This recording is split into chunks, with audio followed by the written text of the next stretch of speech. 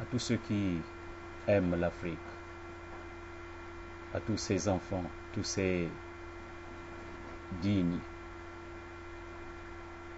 et ces dignitaires, tous ceux d'une manière ou d'une autre sont nés sur le sol africain, qui dès le premier jour de leur naissance ont humé la poussière de cette nation ou de ce continent. Le temps est certainement arrivé pour chacun de nous de sortir de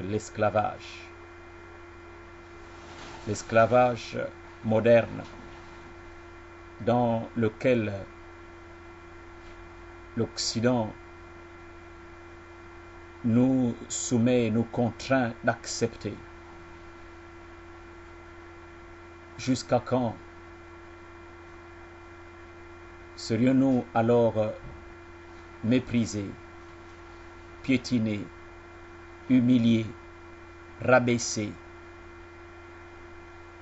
comme des vulgaires objets? Nous savons que dans le code noir de Mr. Colbert, le nègre était comme chaise.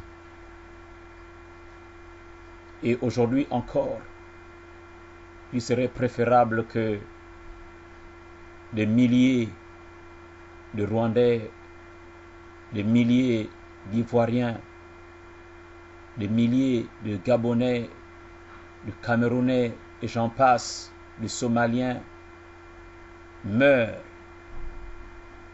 au détriment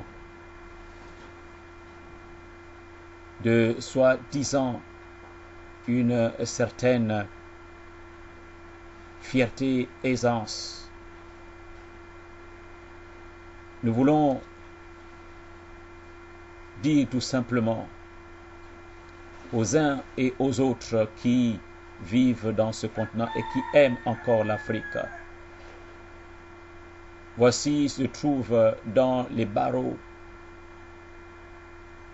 notre grand frère, notre frère, notre père, Laurent Gbagbo, et notre compatriote et patriote Blé Goudé. Ces hommes, ces fils dignes de l'Afrique qui ont voulu défendre un héritage noble de nos ancêtres, parce qu'ils ont voulu défendre ce qui est à eux, cela a été trouvé comme un drame humanitaire où le monde entier s'est soulevé. Dirigé, orchestré par la France, il fallait alors éliminer pour que les intérêts de la France soient toujours conservés. Le malheur dans toutes ces choses, c'est que on utilise l'Africain pour détruire son frère, en pensant que ce premier va être celui qui sera en paix dans ces donjons. Non, on viendra alors, après qu'ils auront dit c'est terminé, ils viendront dire tu te débarrasses, tu quittes. Parce que nous voulons un autre serviteur qui sert mieux. Nous voulons dire à nos frères en Afrique qu'il y a un temps pour tout sous le soleil. Il y a un temps pour pleurer, mais il y a aussi un temps pour se réjouir. Et pour que nous nous réjouissions, il faille que nous puissions nous lever et que prenions alors notre destinée en main. Comment alors la prendre en main? Comment alors relever la tête.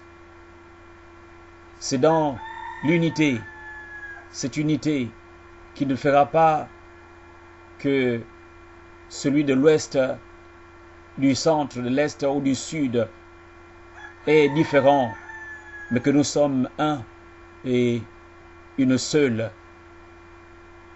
patrie, l'Afrique. L'Afrique est notre patrie, l'Afrique est notre mère. Et on ne déçoit pas une mère. On travaille pour que la mère soit heureuse. Nous voulons dire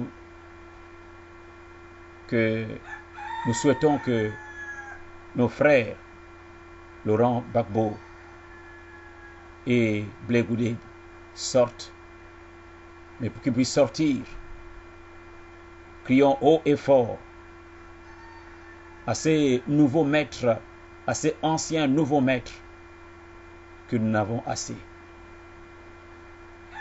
Et que maintenant nous voulons prendre notre héritage et gérer nous-mêmes notre patrie. Alors bientôt, les fils dignes se lèveront ici et là. Bientôt, ils prendront les mesures fermes. Oh, ce n'est pas la violence, parce que les armes ne peuvent en aucun cas donner la paix.